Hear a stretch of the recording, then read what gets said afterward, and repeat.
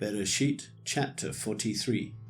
But the scarcity of food was severe in the land, and it came to be, when they had eaten up the grain which they had brought from Mitzrayim, that their father said to them, Go back, buy us a little food. But Yehudah spoke to him, saying, The man vehemently warned us, saying, You do not see my face, unless your brother is with you. If you let our brother go with us, we go down and buy food.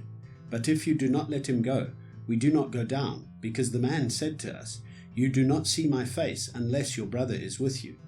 And Yisrael said, Why did you do evil to me to inform the man that you still had another brother? And they said, The man kept asking about us and our relatives, saying, Is your father still alive? Have you another brother? And we informed him according to these words.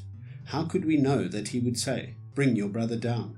And Yehudah said to Yisrael his father, Send the boy with me, and let us arise and go, and live, and not die, both we and you, and also our little ones. I myself shall stand guarantee for him. From my hand you are to require him.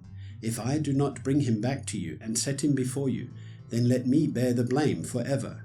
For if we had not delayed, truly by now we could have returned the second time.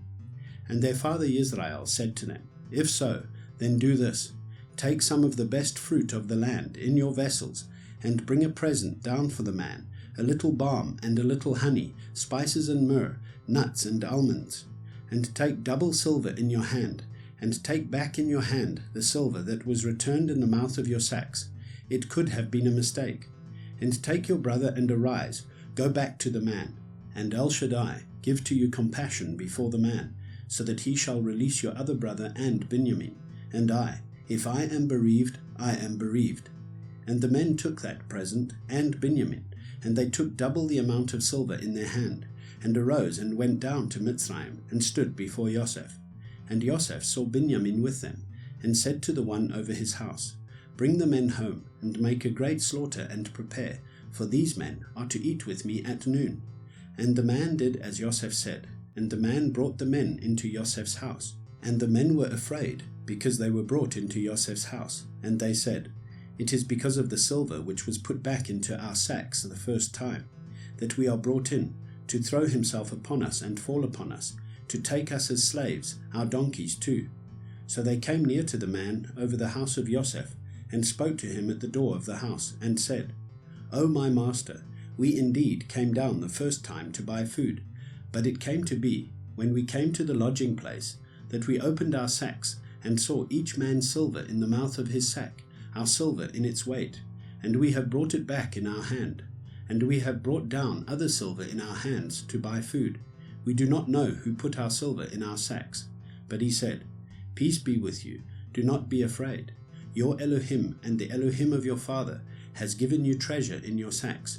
Your silver had come to me. And he brought Shimon out to them. And the man brought the men into Yosef's house and gave them water. And they washed their feet, and he gave their donkeys fodder. And they made the present ready for Yosef's coming at noon, for they heard that they were to eat there. And when Yosef came home, they brought him the present which was in their hand into the house, and bowed down before him to the earth. And he asked them about their welfare, and said, Is your father well, the old man of whom you spoke? Is he still alive? And they said, Your servant our father is in good health, he is still alive. And they bowed their heads down and did obeisance. And he lifted his eyes and saw his brother Binyamin, his mother's son, and said, Is this your younger brother of whom you spoke to me? And he said, Elohim show favor to you, my son. And Yosef hurried, for his emotions were deeply moved towards his brother. And he looked for a place to weep, and went into his room and wept there. Then he washed his face and came out and controlled himself and said, Serve the food. And they set him a place by himself, and them by themselves, and the Mitzrites who ate with him by themselves. For the Mitzrites could not eat food with the Hebrews, for that is an abomination to the Mitzrites. And they sat before him, the firstborn according to his birthright, and the youngest according to his youth. And the men looked at each other in astonishment.